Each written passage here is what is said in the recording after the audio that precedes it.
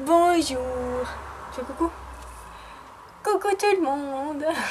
Alors on se retrouve aujourd'hui avec Nora. Nora qui n'est pas très coopérative. Hein?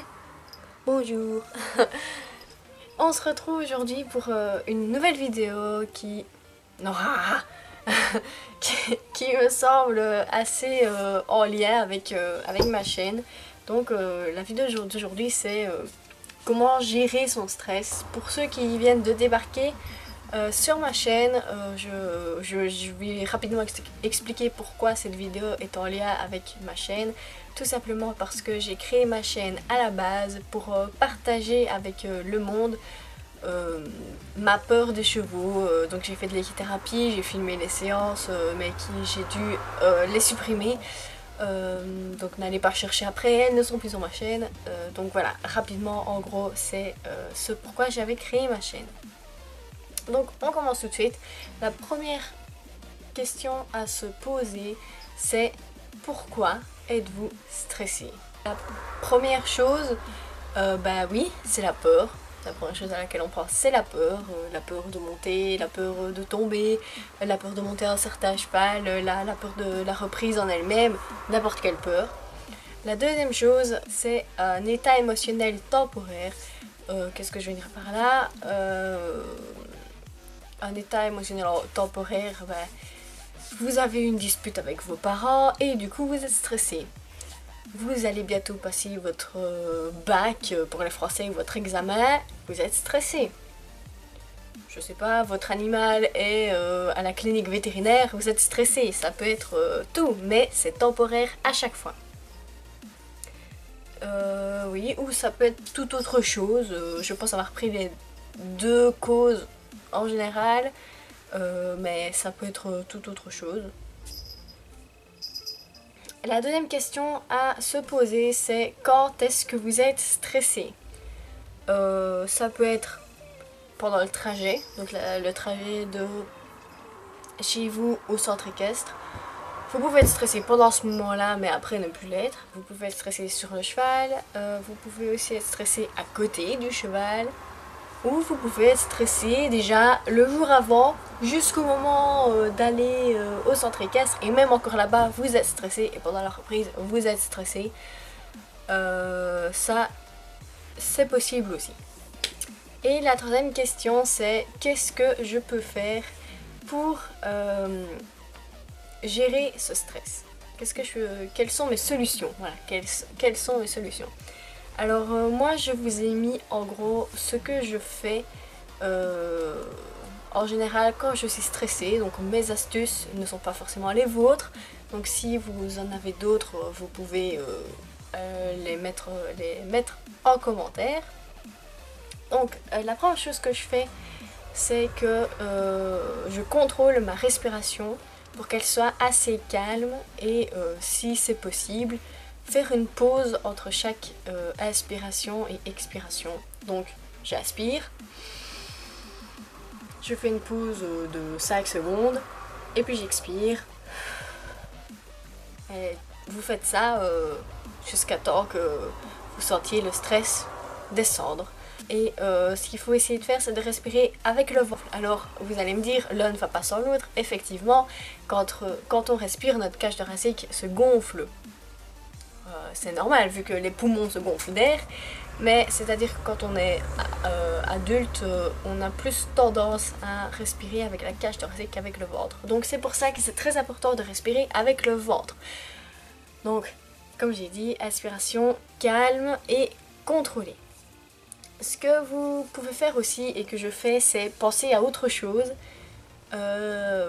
Penser à autre chose, donc à la place de penser à ce que vous allez faire au centre équestre ou à ce qui va se passer dans la leçon, vous pouvez penser à vos vacances.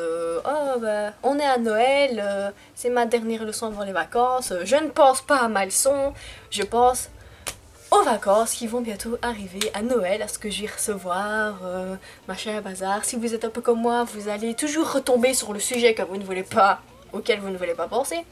Mais vous faites du mieux que vous pouvez, vous essayez de ne pas y penser. Ou ce que je fais aussi, c'est que je me concentre sur ce que je dois faire. Donc je me focalise là-dessus. J'essaye de ne pas penser à autre chose. Par exemple, si j'arrive au centre équestre, je vais directement voir qui je vais monter. J'essaye, quand je vois, de ne pas... comment dire, de ne pas m'imaginer ce qui pourrait arriver avec ce cheval, surtout si c'est un cheval que je redoute. Je n'essaye de pas y penser. Je vais le sceller, je pense que à le sceller, je vais le brider, je pense que à le brider, je vais le brosser, je vais faire tous les moindres recoins possibles, je vais ne penser qu'à ça.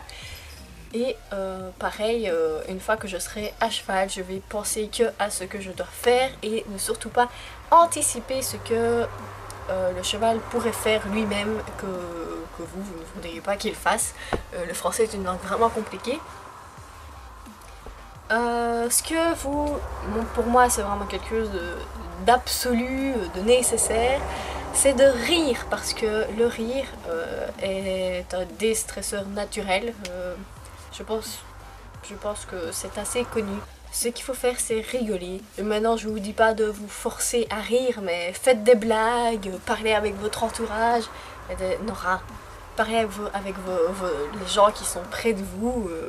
Rigoler, il faut vraiment essayer de rigoler. Rigoler, voilà. Rire. En un mot, c'est bon. Rire. Ça va vous déstresser d'un... le conseil que je vais dire, c'est pour les personnes qui ont des problèmes de digestion. Les problèmes qui ont des gens. Non, les gens qui ont des problèmes de digestion connaissent sûrement ça. Quand ils sont stressés, on peut dire que leur estomac ou leur intestin ne sont pas très coopératifs avec eux. Moi j'ai des problèmes de digestion, donc ça m'arrive, et en général c'est l'intestin. Donc le conseil que j'ai pour ces personnes-là qui souffrent de ça, c'est d'aller à la toilette avant. Je vais avoir l'impression que je dois aller à la toilette, mais ce n'est qu'une impression tant que vous avez été à la toilette avant. C'est-à-dire que quand vous allez à la toilette, tout s'évacue. Enfin, tout. Je suppose que tout s'évacue. Et donc, une fois que vous êtes stressé et que votre intestin vous dit « non, je n'aime pas le stress », vous ne devrez pas aller à la toilette à ce moment-là, ce qui pourrait vous gâcher votre journée. Bref. Parenthèse un peu dégueu finie. J'espère que vous mangez pas. Là, on parle pas d'astuces ou de conseils, on parle vraiment de solutions.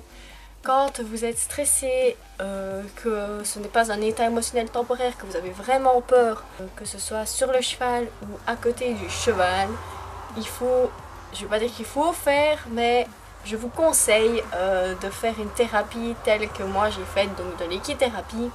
Ne pensez pas que l'équithérapie c'est juste pour les personnes handicapées. Non, je ne suis pas handicapée, du moins je ne le pense pas. Je ne pense pas l'être. Ça a été très bénéfique pour moi et donc c'est évident que je vous le conseille vivement même. Je vous le conseille vivement si vous avez peur. Maintenant, si vous êtes stressé sur le trajet, en général, ça veut juste dire que vous avez peur de... Vous avez... Comment dire? Vous avez la boule au ventre ou la boule dans la gorge, ça dépend un peu de comment vous réagissez, de ne pas savoir qui vous allez monter. Moi, c'était ça, et d'après les témoignages que j'ai eu autour de moi, en général, c'est ça. Quand vous avez peur sur le trajet, c'est parce que vous avez peur de ne pas savoir quel cheval vous allez monter. Donc là, la solution que je donne, c'est pas pour les personnes qui ont peur de ça. Ces personnes-là peuvent utiliser les conseils que j'ai donnés précédemment. L'équithérapie, c'est vraiment pour les personnes qui ont peur. P-E-U-R, tout le temps.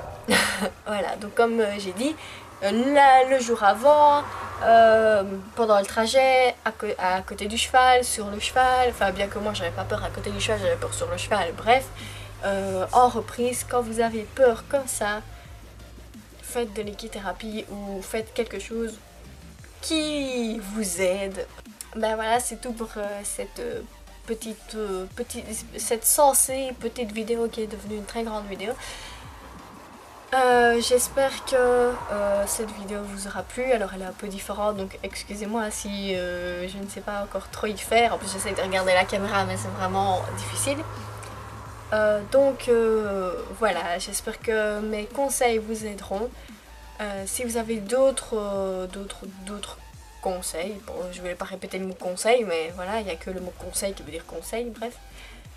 Vous pouvez les mettre en commentaire et si je vous ai aidé, vous pouvez me mettre un petit pouce dans les airs. Enfin bref, on se retrouve dans une prochaine vidéo. Bisous!